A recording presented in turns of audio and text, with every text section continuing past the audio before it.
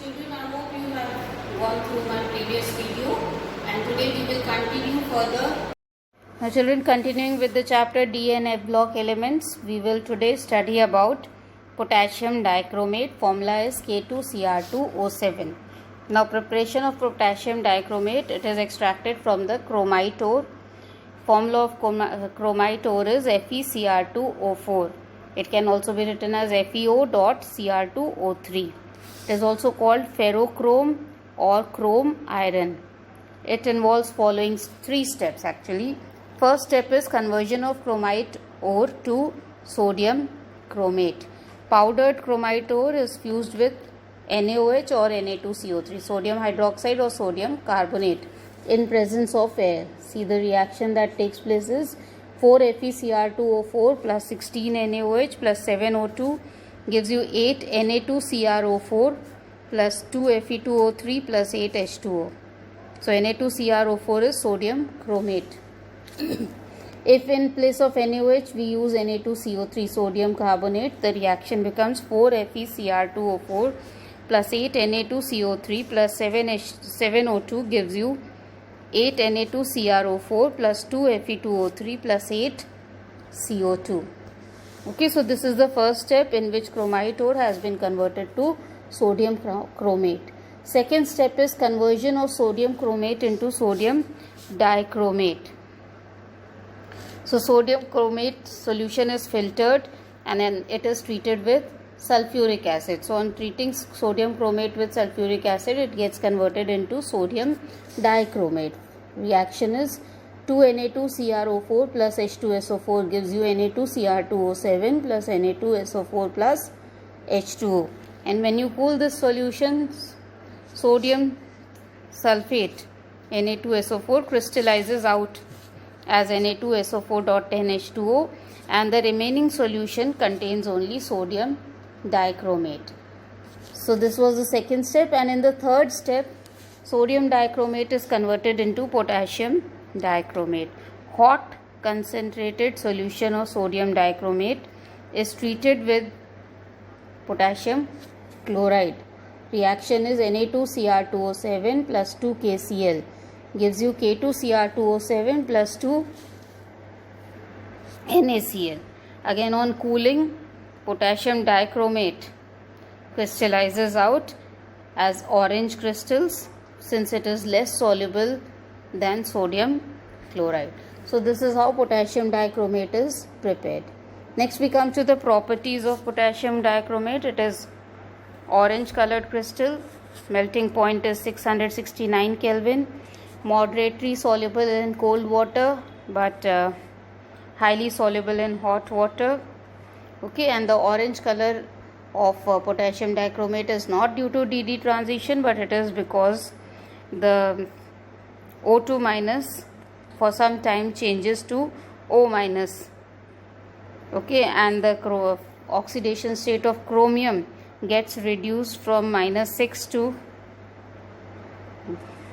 +6 to +5. So because of this change in the oxidation state of chromium and oxygen, the color is seen, not because of DD transition. Now next is properties mein, the next is action of heat. When potassium dichromate is heated, it gives you potassium chromate. See, the reaction is 4 K2Cr2O7 on heating gives you 4 K2CrO4 plus 2 Cr2O3 plus 3 O2.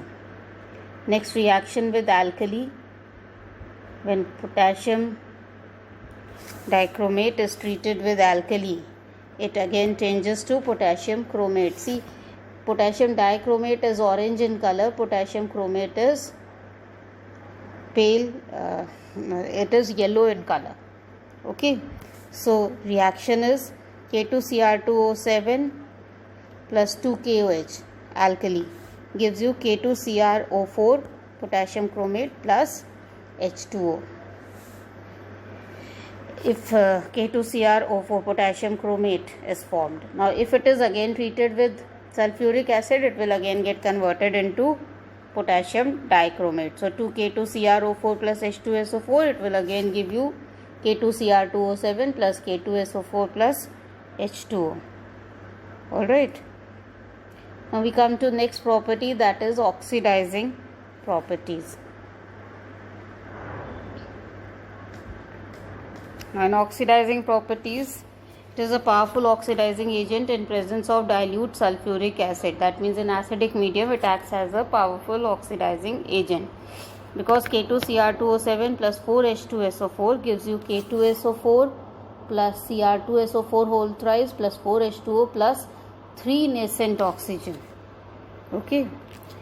Some of the oxidizing properties of potassium dichromate in acidic medium are K2Cr2O7 plus 7H2SO4 plus 6Ki. It gives you 4K2SO4 plus Cr2SO4 whole thrice plus 7H2O plus 3 I2. Second is it oxidizes. See, in this reaction it was liberating iodine. Next reaction it will oxidize ferrous salts to ferric salts. FeSO4, 6FeSO4 plus K2Cr2O7 plus 7H2SO4 gives you 3Fe2SO4 whole thrice plus K2SO4 plus Cr2SO4 whole thrice plus 7H2O. So iron, it changes from plus 2 oxidation state to plus 3 oxidation state. Third is it oxidizes hydrogen sulfide to sulfur. 3H2S plus K2Cr2O7 plus 4H2SO4 gives you K2SO4 plus Cr2SO4 whole thrice plus 3S plus 7H2O. Okay, now next is uses. Potassium dichromate is also used in volumetric analysis, titrations. Then it is used for dyeing and calico printing, for preparation of chrome alum. Formula is K2SO4.CrSO4 whole thrice .24H2O, and other compounds like K2CrO4, CrCl3, CrO3, etc. And it is used in photography and hardening gelatin films and in breath analyzer. Okay. Now next we come to the structure of potassium dichromate. So the structure is made over here. You can see this is the structure of potassium dichromate. It makes 2 minus Cr2O7 2 minus ion. In this, 2 CrO bonds share an oxygen atom at common vertex of 2 tetrahedrons. See this, both the chromium, they are sharing this oxygen. Okay, and these are at the common vertex of 2 tetrahedral units, and they are longer than the other chromium oxygen bonds. These are 163 pm bond length, and this bond length is 179 pm. Bond angle is 126 degree Celsius. So this is the 3 oxygen here, 3 here, and the 7th one is shared between 2. Alright, so this is the structure of potassium dichromate. Next we come to inner transition or F block elements. Now elements in which the last electron enters into F orbital of atoms is called F block elements, and they are also called as inner transition elements. There are 2 basic series in these. First is lanthanoids and the other one is actinoids. General electronic configuration is N-2 F 1 to 14, N-1 D 0 to 1 NS2. Okay, the lanthanoids are the elements in which last electron enters one of the 4f orbitals, and there are 14 elements in this series from atomic number 58 to atomic number 71, from cerium to lutetium, and they are also called as rare earth elements. Actinoids, these are the elements in which last electron enters in 5f orbital, and they are called as actinoids. They also include 14 elements from thorium,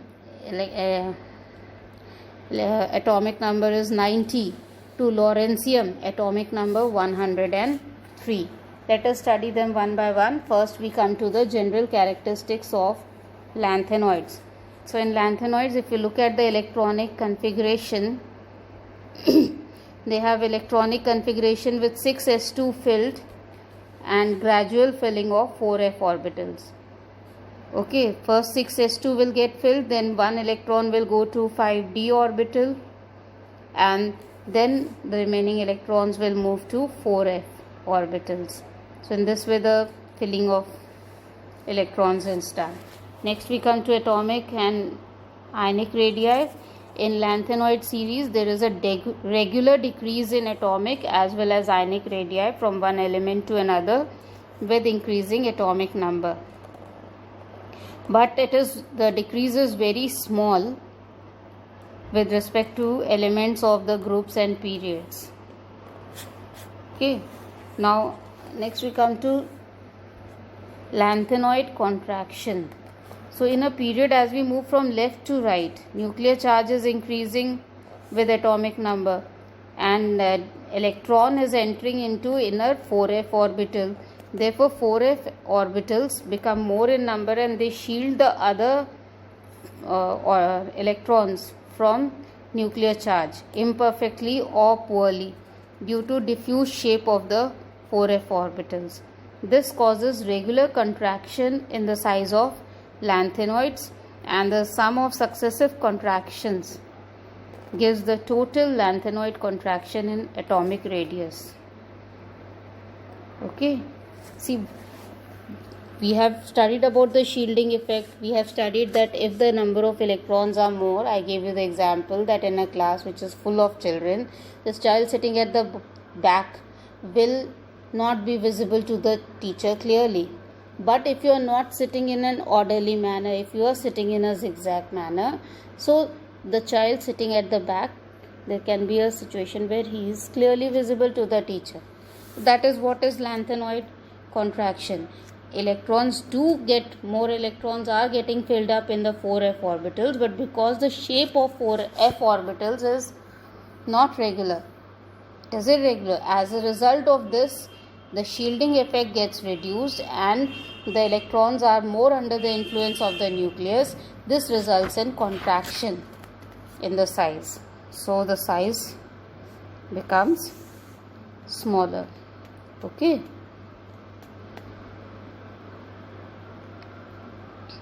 This is called as lanthanoid contraction.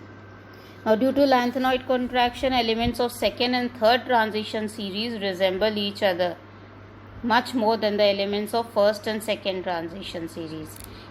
Chemical property of lanthanoids are quite similar due to small difference in their atomic radii, and so it is very difficult to separate them in pure state. Now again, due to lanthanoid contraction, there is decrease in size of their covalent character between lanthanide ion and OH minus ion. So basic strength of hydroxide decreases from La3 plus to Lu3 plus. Thus LaOH thrice is lanthanium hydroxide is more basic than lutetium hydroxide, which is the least basic. Next we come to oxidation states. They show a common oxidation state. Lanthanoids will show a common oxidation state of +3. They show common oxidation state of +3. But in addition to this, some elements also show +2 and +4 oxidation state. For example, cerium, it shows +4 oxidation state. Okay, so but most of them have a common oxidation state of +3. Next is magnetic behavior. Lanthanoids show paramagnetic character in their cations, except for lanthanum and lutetium. Okay. Color, they are silvery white, but many of the trivalent ions of lanthanoids are colored in the solid as well as in solution. Now, color of lanthanoid ion is due to absorption of visible region of spectrum resulting in FF transition because they have partly filled orbitals. The next is alloy formation. Lanthanoids find special use for production of alloy steels for plates and pipes. They are also known as misch metals, MISCH, known as misch metals. Okay.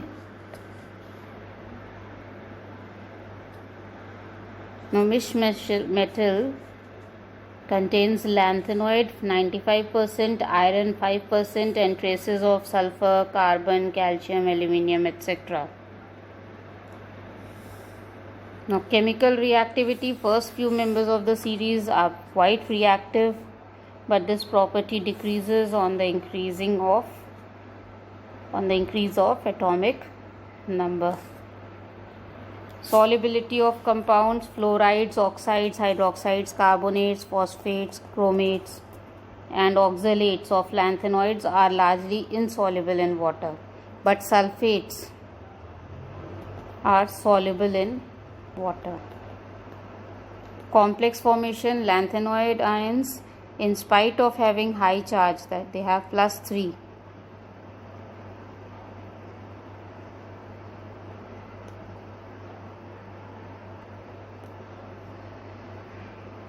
have small charge to size ratio due to their large size. So they have a very large size, so even +3 charge appears to be small. Therefore they have poor tendency to form complexes.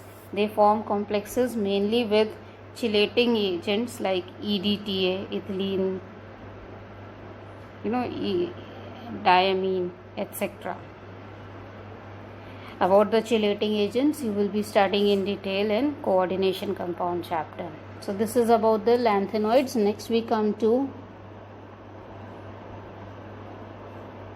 actinoids. These are the properties of lanthanoids. Now we come to general characteristics of actinoids. Actinoids are also F-block elements, and they are also called inner transition elements. They have been placed at the bottom of the periodic table. Their chemistry is complicated as they show wide range of oxidation states and are radioactive in nature. Now, first property, let us study about the electronic configuration. All actinoids have common 7s2 configuration, but they differ in 5f and 6d subshell. 14 electrons are added in 5f orbitals. Okay, except thorium, which has atomic number 90. And filling continues after thorium till 5f is complete. Now there are certain irregularities also in it, but what you need to remember is the general atomic configuration, that is 7s2, 6d 0 to 1, and 5f 1 to 14. Next we come to oxidation state. They show various oxidation states due to very small energy gap amongst 4f, 6d and 7s subshell. Common oxidation state is +3. They can also exhibit +4 oxidation state. The oxidation state first increases up to the middle of the series and then decreases. Next is ionic radii and actinoid contraction. Now due to actinoid contraction like lanthanoid contraction, the atomic and ionic radii decrease regularly across the series. Actinoid contraction is again due to poor shielding effect of 5f electrons. Reason is the same, that f orbital has a regular shape. Now color, these metals show they are silver white, but their cations are generally colored, and cations having no 5f electrons or half fill electrons are colorless. It is due to FF transition. All right.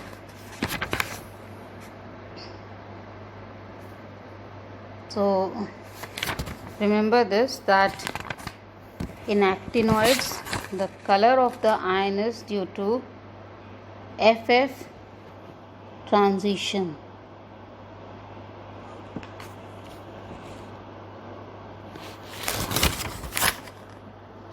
Now next is radioactivity. All actinoid elements are radioactive. They have half-lives ranging from few days to few minutes. Chemical behavior. Chemical behavior में they are highly reactive metals. They react with boiling water, hydrochloric acid, but they are not attacked by alkalis. Now uses of actinoids. Thorium is used in atomic reactors for treatment of cancer, and the salts are used for making incandescent gas mantles. Uranium is used as nuclear fuel. Its salt is used in glass, textile and ceramic industry and in medicines. Plutonium, it is used as fuel for atomic reactor as well as for making atomic bomb. So because they have radioactivity, so they are basically used for nuclear purposes. And next we come to the differences and similarities, comparison of lanthanoids and actinoids. First, let us study the similarities. Both lanthanoid and actinoid involve filling of f orbital, so they show similarities. First similarity is both show the primary oxidation state of +3. Both are electropositive and highly reactive. Both exhibit magnetic and spectral properties. And actinoids exhibit actinoid contraction while lanthanoids show lanthanoid contraction. So contraction is being there in both the cases, that is due to poor shielding effect.